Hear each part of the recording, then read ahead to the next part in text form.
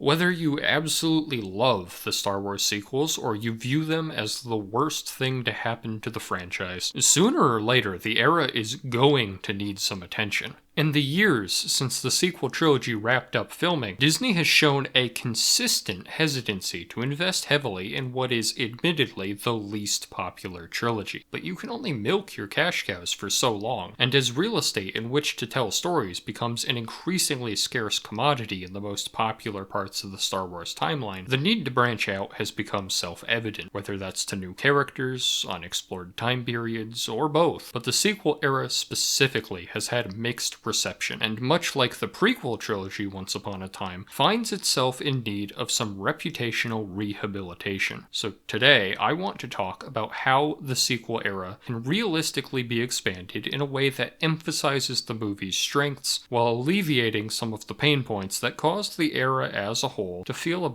bit weaker than the rest of the saga. But before we talk about what the trilogy really needs, we need to talk about why Star Wars needs the trilogy. I have no doubt that a certain subset of passionate Star Wars fans have a snap reaction of why not just retcon them when the subject of improving the sequel era comes up. So I do want to briefly acknowledge that opinion and cover why I don't think that's a helpful or practical move to make. There are plenty of reasons, but I do want to briefly mention just three. The first is quite simple. Though you, the viewer, may not particularly enjoy the sequel trilogy, there are people out there that do like it.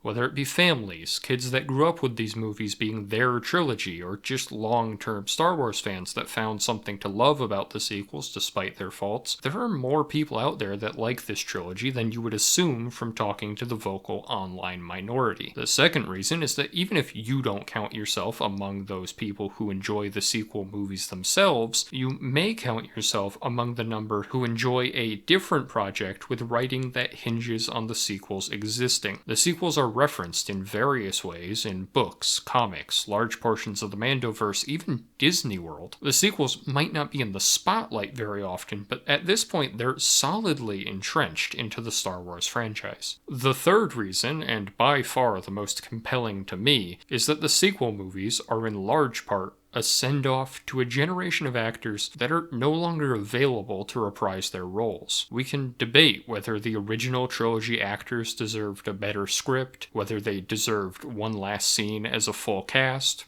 They did, or even whether their characters were handled in the best way possible. But either way, that was the last we'll ever see of that cast on screen. Many cast members have unfortunately passed away, and those who haven't are enjoying a peaceful and well-earned retirement. There's just no way to erase these people's last contributions to the franchise in a way that isn't horrendously disrespectful to their efforts. All of these reasons and more make it pretty clear that the sequel movies are here to stay, so we might as well make the best of it. That might be a little easier than it sounds, because unlike many projects that write themselves into a corner, the sequels are a surprisingly blank slate. If anything, they're a little underwritten. What does the First Order want?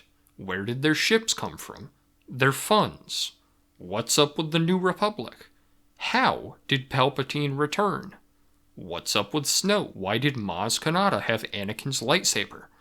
All of these questions for other times are more than a bit obnoxious when left unanswered, but they are the easiest type of problem to solve with supplementary material. In fact, some of these questions have already been partially answered in other sequel-era projects, but we'll talk more in a bit about why that isn't really working so far. First, let's talk a little bit about the cast of the sequel trilogy, which is the focal point of many people's complaints. Unlike the first 6 movies, episodes 7 through 9 heavily feature characters from the previous trilogy, alongside a core group of 3 new protagonists, Rey, Finn, and Poe. These characters have their strengths, but to say they're not quite as beloved as the heroes of the previous trilogies would be a bit of an understatement. A lot of this blame tends to go to Rey, who is often accused of being a Mary Sue, but upon closer inspection, the other 2 characters are often the ones out of line. To illustrate the failings of this group dynamic, we can simply compare them to the original trio who serve as their mentors. In the original trilogy, each character has a clear clearly defined role. Luke is the Jedi with no real-world experience, by far the most gifted, but by far the least mature. Han and Chewie, who for the purposes of this illustration are going to combine to form 1/3 of the trio, serve as the pilots, the people with connections, the mechanics, and, importantly, the owners of the fastest ship in the galaxy. Last, but certainly not least, Leia is quite obviously the natural-born leader. She's the one with connections to the rebellion, the one in charge, the one making decisions. So on top of this cast having some genuine chemistry, their characters' backstories have been calibrated in such a way that they all bring something special to the table. This is important because it helps Luke seem like less of an overpowered protagonist, even though that's eventually what he becomes. It never really feels that way because the characters around him are allowed to feel important. I'm sure you can see where I'm going with this. After spending some time early in the promotional cycle teasing Finn as the Jedi of the trilogy, Episode 7 establishes Rey as the Jedi and Poe as both the pilot and the leader with Resistance contacts. Despite dropping the lightsaber, Finn's role as a former stormtrooper provides an interesting opportunity for a brand new storyline, and it looks like there's a solid foundation to build on. But before that first movie ends, they make sure to establish that Finn was actually a janitor, just in case you thought being a former stormtrooper was a little bit cool. For Finn, the rest of the trilogy is a rapid descent, closer and closer to joke character territory, and Episode 8 even takes some time to slightly hamstring Poe's status as a Resistance leader, although his skills as a pilot are unquestionable across all three movies, and compared to Finn, he still gets a little bit of time to shine. The broad refusal to shine the spotlight on the other two protagonists in a serious way has compromised their popularity with most audiences, but it's also contributed to pushback against Rey, who appears overly important by comparison. I'd actually make the argument that Rey's character arc isn't particularly unreasonable, and I don't really view her as any more of a Mary Sue than many of the franchise's other Force prodigies. But I see where people are coming from when your control group is so unimportant that they pretty much only get to shout Rey's name. But this isn't just a video complaining about the sequel era's faults, it's a video about how to fix them. So how do you correct for this imbalance with the trilogy already concluded? In my mind,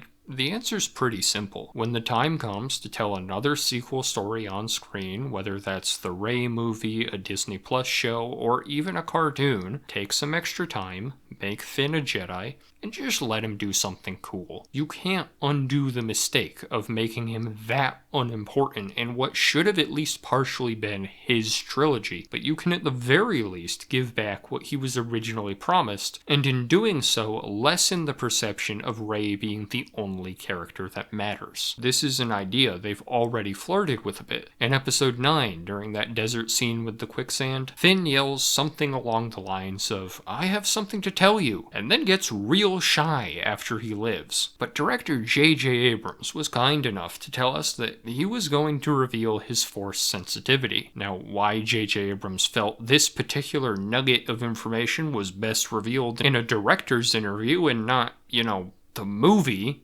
is beyond me. But let's move on before I get overly irritated. Before we move on from the cast, there is a fourth new generation cast member, and out of all of the new characters, Kylo Ren is by far the most successful in terms of audience popularity. It's becoming increasingly common for me to see posts online criticizing the sequels take a brief moment to praise Adam Driver's attempt to carry the trilogy, often using the exact same language I heard so often from people praising Ewan McGregor's performance in the midst of their complaints about the prequels. And though I don't think Kylo quite measures up to Obi-Wan's popularity, I can certainly see why he's getting the brunt of the positive attention. Taking advantage of that popularity is the logical first step in getting people reinvested in the sequel era, and Disney clearly knows this to an extent if their sequel era comics are anything to go by. But the comics just aren't enough to rehabilitate an entire era. Sequel era comics and books have been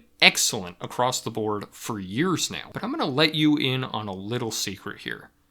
This strategy doesn't work because Star Wars fans don't read. It's a pity because a lot of the big questions the movies left unanswered have been explored in really interesting ways off screen. The comics, where Vader discovers Exegol during the original trilogy era, really help connect the two trilogies, as well as the book where Luke stumbles across the Sith Eternal and is assisted by his father as a Force ghost, in a way that gives credibility to the idea that Anakin actually probably was there for the events of Episode 9, and not in a background role.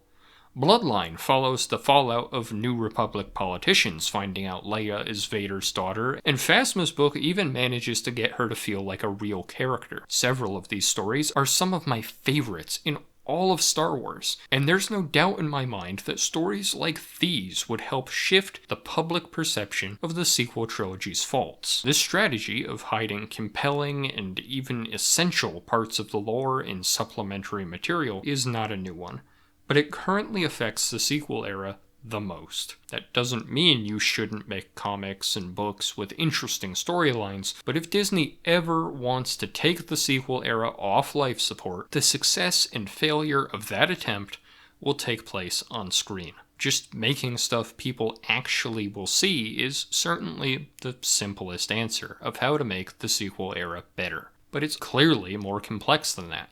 After all, they just made the sequels, lots of people saw them, and while they have fans, they didn't exactly result in universal acclaim. So let's expound a little bit on some of the specifics. As we get into slightly more specific points, we first need to establish just how vast the sequel era actually is. As things currently stand, the gap between episodes 6 and 7 is roughly the same amount of time from episode 1 to the end of episode 6. Episode 7 through 9 then spans several years, with the sequel era also spanning an unknown amount of time post episode 9. When it's all said and done, even if we pack the Mandoverse part of the timeline in with the original trilogy, the parts of the timeline that can be attributed to the sequels is roughly equal to the prequel and original trilogies combined. So there's a lot of room for variation when it comes to the specifics of how to handle stories based on where they fall within the era. Speaking of the Mandoverse, I think that part of the timeline has formed a fairly distinct identity. It's clearly doing its own thing, so I don't want to cover it too much right now. But I do want to cover one specific aspect of the Mandoverse that will have a potential impact not only on sequel era projects, but Star Wars as a whole for pretty much as long as the franchise lasts. There are some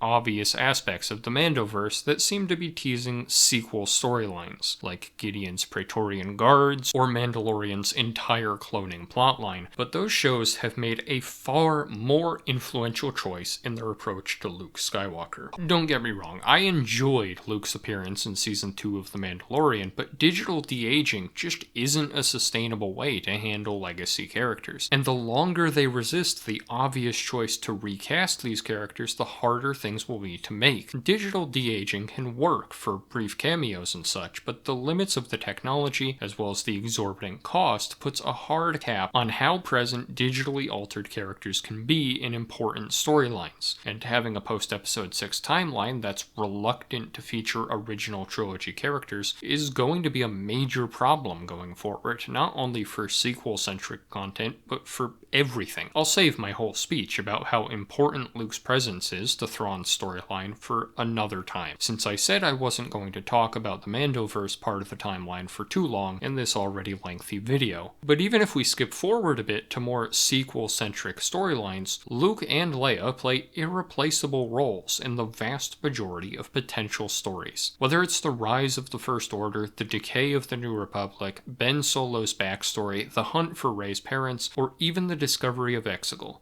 Luke or Leia are pretty much always going to be in the front and center of the majority of the most important storylines. Being able to use these characters kills a whole handful of birds with a single stone. Liberal use of legacy characters is a tried and true method of roping fans into stories for long enough to get them invested in other, less popular characters. But in the case of Luke specifically, it gives an opportunity to smooth out his character arc a bit and provide context for his controversial portrayal in The Last Jedi, which I do think can be smoothed over pretty easily, but that's a complex enough topic for another video. Of course, this could all be done in animation, but if they go the live action route, I'll take Alden Ehrenreich's Han Solo over CGI any day of the week. Restoring Luke to his position as the figurehead of Star Wars and working to develop characters like Finn, who didn't get the treatment they deserved in the movies, will by itself go a long way towards strengthening the sequel era as a whole, but modern projects like Kenobi have shown that even relatively strong character moments with truly beloved characters can ring a bit hollow in the absence of meaningful, large-scale storylines and world building. And ultimately, I think this is the unsung difference maker between the sequel era and the more successful parts of the Star Wars franchise. A loud subsection of the fanbase would have you believe that the sequels failed because of their overly politicized nature, but if anything, the opposite is true. Star Wars and politics go hand in hand, whether that's the overtly political messaging of Andor, the extensive real-world parallels of the original movies, or the political storylines central to the entire prequel era. Wars are political. And Star Wars, as a result, is an unavoidably, deeply political series. For the most part, the sequels break this trend. Though the movies are clearly drawing aesthetic inspiration from the Cold War, very little time is given to political world building. We don't know much about the First Order's motivations or their dynamic with the New Republic, who essentially don't exist within the trilogy itself. Astute observers may point out that the original trilogy lacks the overtly political Senate chamber scenes characteristic of the prequels, but that's not because the original trilogy lacked political world building. It just did a really good job of inserting that world building into, well, the world. Whether it's seemingly throwaway lines about the Senate being dissolved, displays of Imperial infighting, the way the Emperor's influence invokes fear in those same Imperials from across the galaxy, or even just a traffic stop subtly showing the influence of an Imperial boot on the galaxy's neck, the original trilogy does an excellent job of setting the scene of authoritarian rule. By contrast, the First Order seems a bit isolated from the galaxy as a whole. Don't get me wrong, the New Republic may have been blown to Kingdom Come, but as a whole, the conflict feels strangely disconnected from the galaxy itself. Episode 8 makes a real point of showing you that life goes on for the rich and powerful so long as the money doesn't run dry, and while that particular point may actually be the strongest piece of political messaging in the entire trilogy, there's no real view of life for the everyman to act as a counterbalance. Instead, the Resistance and First Order duke it out on isolated deserts, ruins, and jungles for the entire length of the trilogy, only to have the rest of the galaxy far, far away finally wake up and join the fight in the final sequence. This sequence is obviously intended to feel like a triumphant display of unity, but instead feels a little jarring because so little time is spent connecting the audience to the larger galaxy. I think it's difficult to overstate just how much of a positive impact telling ground-level stories could have on the sequel era, both because it gives weight to the events that have already happened in the movies, and also because it provides opportunities to insert entirely new storylines into the trilogy. Some of the most popular Star Wars stories today feature characters and plot lines that were excluded entirely from the big screen, and the prequel era specifically has benefited a lot from weaving new storylines into the timeline while dodging the movies entirely. Prequel fans will be the first to tell you that the sequels